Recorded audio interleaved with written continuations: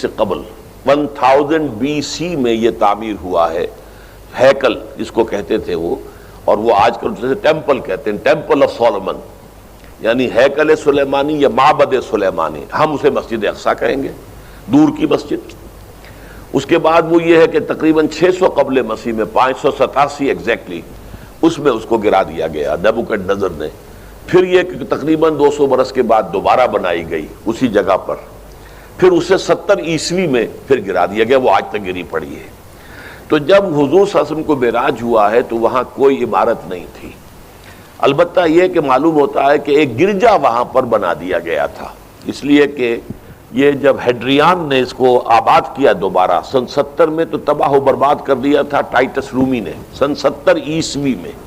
حضرت عیسیٰ علیہ السلام کے رفع سماوی کے 40 برس کے بعد، تو اس نے گرا دیا اور پورا شہر ویران کر دیا۔ لیکن پھر 60-70 برس کے بعد وہ ایمپرر تھا ہیڈریان رومن ایمپرر، اس نے دوبارہ آباد کیا، اور دوبارہ آباد کیا تو اس کا نام ایلیا رکھا، اب یروشلم نہیں رہا۔ اور پھر یہ کہ جب سن 300 عیسوی میں جو ایمپرر کانسٹنٹائن تھا قسطنطین، وہ جب عیسائی ہو گیا تو اب یہ پوری مملکت عیسائی ہو گئی، تو پھر وہاں ایک گرجا تعمیر کر دیا گیا۔ اس گرجا میں حضرت عمر گئے تھے، جب انہوں نے ہینڈ اوور کیا ہے حضرت عمر کو وہاں کے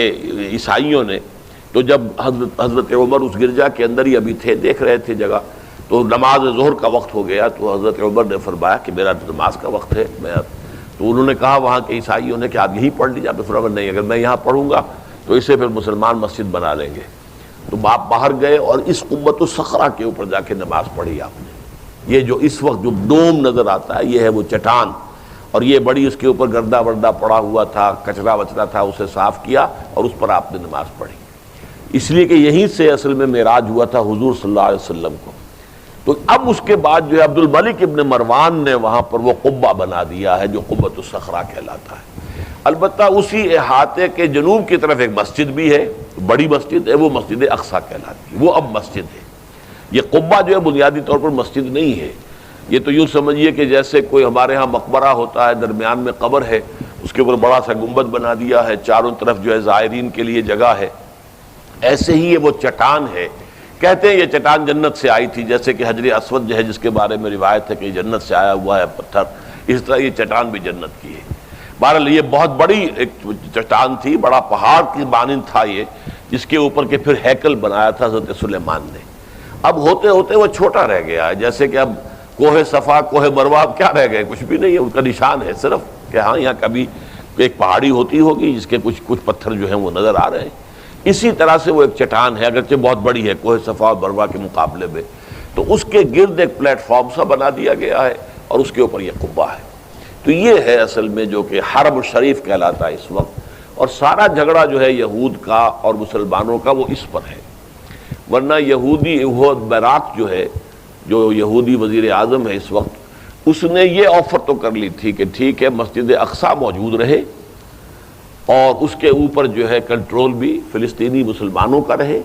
لیکن یہ قبۃ الصخرہ پر نہیں ہے، اس لیے کہ یہ ہے وہ جگہ جہاں انہیں اس کو گرا کر اور اپنا تھرڈ ٹیمپل تعمیر کرنا ہے۔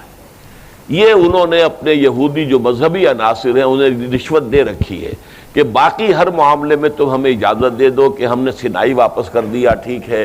گولان ہائٹس بھی واپس کر دیں گے شام کو، اور اسی طریقے سے ویسٹ بینک وغیرہ پر ہم ایک فلسطینی ریاست بنا رہے ہیں، تم اس کی اجازت ہمیں دے دو، لیکن ہم یہ جہاں تک یروشلم کے بارے میں ان کا کہنا تھا کہ یہ ہمارا جوائنٹ ایک ہی متحدہ دارالخلافہ رہے گا، عربوں کا کوئی تعلق اس سے نہیں ہوگا، یہ پورا کا پورا ہمارے پاس رہے گا، اور پھر یہ کہ یہاں پر ہم وہ بنائیں گے اپنا ہیکل۔ اب جب وہ دباؤ پڑا ہے ان پر بہت، تو اس حد تک تو آمادہ ہو گئے ہیں کہ یروشلم کا مشرقی حصہ جو ہے اس کا کنٹرول مسلمانوں کے پاس ہو، اور اسے وہ القدس کا نام دے کر اور وہاں اپنی ریاست فلسطین کی ریاست کا جو ہے دارالخلافہ بنا لیں۔ ویسٹ یروشلم ہمارا رہے گا، یروشلیم ہم اسے کہیں گے، اور وہ ہمارا دارالخلافہ ہوگا اسرائیل کا۔ البتہ یہ ہے کہ یہ قبۃ الصخرہ کے اوپر کنٹرول عربوں کا یا مسلمانوں کا نہیں ہوگا، وہ اس کو اس لیے فارغ رکھنا چاہتے ہیں کہ اس کو گرا کر اس کی جگہ پر انہیں اپنا ٹیمپل بنانا ہے۔